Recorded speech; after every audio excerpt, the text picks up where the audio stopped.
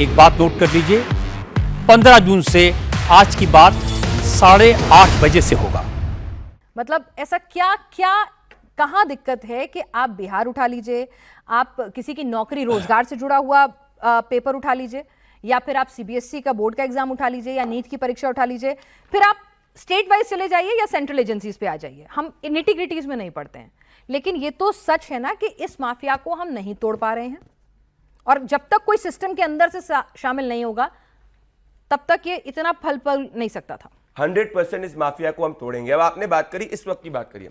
इस वक्त कोई पॉलिटिकल लीक नहीं हुआ प्रनाश जी। एक पेपर सेटर ने, जिसके पास पेपर जिसने सेट किया, उसने अपने कोई कोचिंग सेंटर वाले को ये पेपर लीक किया। हमारी नीति नियत साफ थी, हमने खुद ने, जैसे हमारे संज्ञान में मामला है, हमने तुरंत जो है एक्शन लिया और इस चीज को रोका। तो ये एक बहुत डिसेंट्रलाइज्ड, जिसके अंदर बहुत सारे पैसे करप्ट स्टेक होल्डर्स है, जिसके खिलाफ हम एक्शन ले रहे हैं। इसीलिए अनप्रेसिडेंटेड, भले वो एयरफोर्स का इस्तेमाल करना हो गया या सुप्रीम कोर्ट की गाइडलाइंस हो गया, ये मामला सुप्रीम कोर्ट में ये सब लोग गए थे कि एनटीए को बैन कर दो, सब कुछ रोक दो। आप कॉन्फिडेंट हैं कि राहुल गांधी जब जाएंगे छात्रों के बीच में, ताजा मुद्दा है, हर्ट हुए हैं छात्र, कई ऐसे भी हैं जिनकी नौकरियों का सवाल था, जिनके पेपर लीक हो गए, वहां पर कुछ डिस्पैरिटी सामने आई हैं, और एक मामला नहीं है। आप उठाइए, राज्य का नाम लीजिए, आप किसी भी एजेंसी को ब्लेम कर दीजिए, इसकी सरकार उसकी सरकार, एक पूरी फहरिस्त है।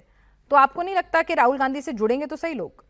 आप कैसे काउंटर करेंगे उनके नैरेटिव? हम एक्शन ले रहे हैं, हम इस पे एक्शन ले रहे हैं, भले वो उत्तर प्रदेश हो या देश हो। ये देश का युवा देखेगा कि करेक्ट करके एक्शन लेने वाली सरकार, हमें ये इकोनॉमिक एनार्की क्रिएट करना चाहते हैं, इसलिए देश का युवा इनको नेपाल बांग्लादेश जैसे हालात नहीं बनवाने दे। ठीक है भाई, एक्शन ले तो रहे हैं, क्या है भाई? पहले तो मैं फिर आपको मुबारकबाद देता हूं, इतनी शानदार डिबेट आपने कराई है, और मैं तो चाहता हूं कि लोकसभा स्पीकर भी इस डिबेट को देखें कि कैसे जो है पक्षपात नहीं हो रहा है, और डिबेट बहुत अच्छी कराई जा रही है। नहीं, मैं तो तारीफ भी तो कर सकता हूं। नहीं, वही तो कह रही हूं, टाइम उतना ही मिलेगा, लेकिन बहुत अच्छे सवाल आपने दाखिल, लेकिन सवालों के जवाब नहीं मिले। अच्छा, अभी भी हम ये पूछ रहे हैं खड़े होकर के, अभी इन्होंने बड़ी लंबी बात कही।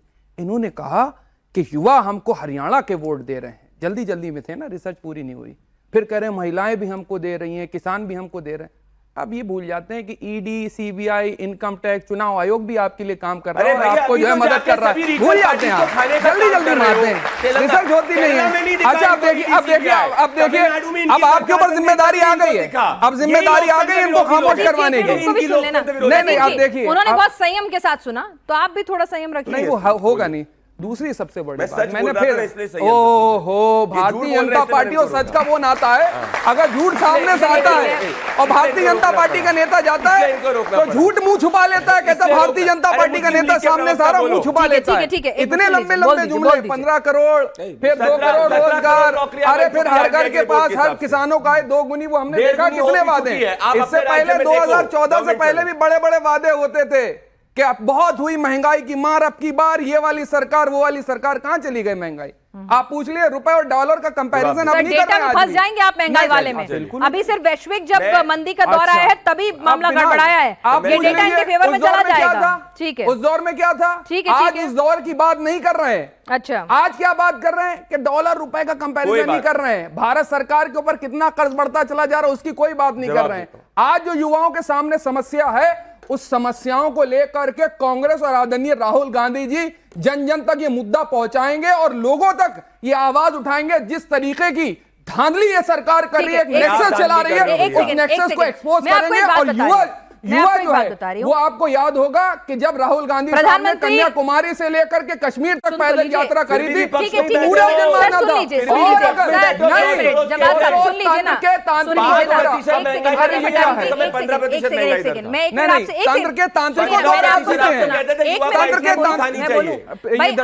अगर इतना गुस्सा है, इतनी नाराजगी है, भाई ठीक है, आप सिस्टम में हैं, जब तक चुनाव लड़ रहे हैं, आप ब्लेम करके अंगूर खट्टे वाला काम हर बार नहीं कर सकते।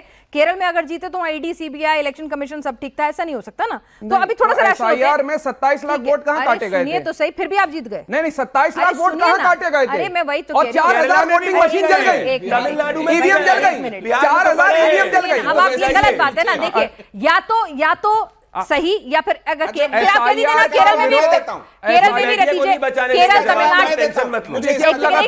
एक सवाल इनके पास लेके जाना चाहती हूँ। मैंने आपको एक बार की कह दिया कि आपके सारे मुद्दे चलिए मान लें बहुत सही हैं, शुक्रिया बहुत बहुत आपने नहीं माना। मान लिया जाए। अच्छा मान ले, मैंने कहा हाँ, मान लिया आपने। मान नहीं लिया, मानेंगे नहीं आप? मानूंगी नहीं मैं। हाँ, मानेंगे। ठीक है, अब सुनिए जरा, उसमें अब प्रधानमंत्री नरेंद्र मोदी ने आज बताया 12 साल युवा शक्ति के साथ उन्होंने स्किल इंडिया का रेफरेंस दिया। उन्होंने कहा कि स्किल इंडिया किया, डिजिटल इंडिया किया, स्टार्टअप इंडिया किया, उसमें अटल इनोवेशन मिशन किया, और किस तरह से युवा शक्ति लगातार पिछले 12 सालों में उनका पूरा फोकस रहा। हाँ। भाई जाहिर सी बात है, बच्चों को कुछ पसंद आ रहा होगा तभी तो वेट गिर रहे हैं, नहीं तो काहे गिरेंगे। नहीं, विरोध तो हर जगह हो रहा है, किस मोर्चे पे नहीं हो रहा है? नहीं, हम पूछ रहे हैं कितनी सारी उन्होंने योजनाएं मेक इन इंडिया का बनाई हैं। शेर था, बब्बर शेर था, क्या मेक इन इंडिया के अंदर हुआ? अरे आज भी नाखून बनाने वाला, नाखून बनाने वाला Nikhil tension made in Korea आता है या मेड इन चाइना आता है आज भी? ये चाइनीज आप देख लीजिए आकर के। और वो तो हमने देखा आज जाके 40,000 करोड़ से ज्यादा डिफेंस एक्सपोर्ट कर चुके हैं। स्पेस और सेमीकंडक्टर्स के लिए क्या कहेंगे आप? अच्छा, स्पेस और सेमीकंडक्टर्स की टेक्नोलॉजी के लिए जिस तरह के इनोवेशन हुए, सब आप कह रहे हैं सब कुछ बुरा ही बुरा हुआ, कुछ तो नहीं। मैं पूछ रही हूँ भाई, प्रधानमंत्री ने कहा है नहीं, इतनी चाइनीज, वो हमने देखा था आपने चाइनीज एग्जीबिशन के अंदर वो गलगोटिया वाले चाइनीज रिपोर्ट लेकर के आए, उसके बाद उन्होंने आकर के टच कर दिया था, अभी भाग गए थे मुंह छिपा करके। ये चाइनीज रिपोर्ट वाले, ये देखो चाइना का बटन दबा है, ये चाइना का बटन दबा है।